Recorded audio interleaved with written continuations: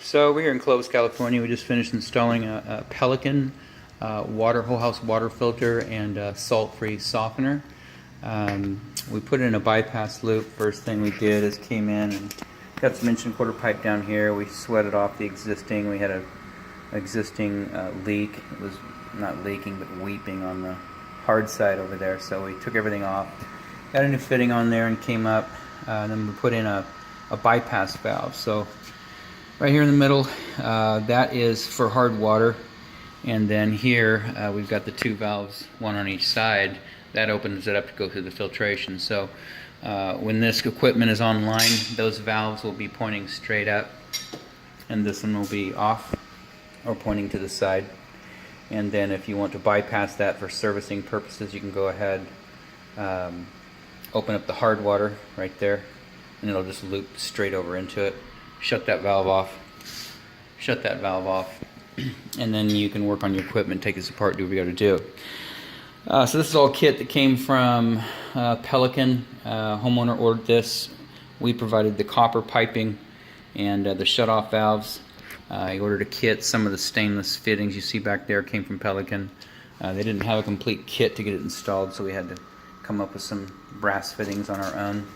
But so what we got here comes up over to a John Guest type fitting or a clack fitting. It just plugs in like a shark bite, goes through the sediment filter and down over to the first tank.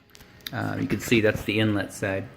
So the pipe has to go from there and loops around to the inlet.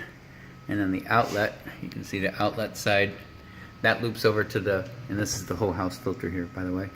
That loops over to the inlet side and then goes out. And you can see it drop down right there. Sneaks behind the tank. You can see it. This is the line we're talking about right here.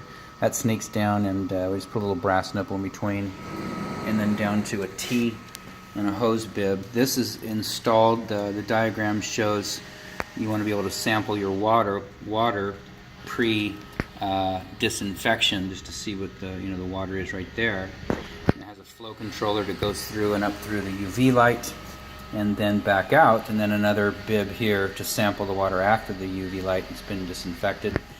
And then it's just short, this one came with the kit as well.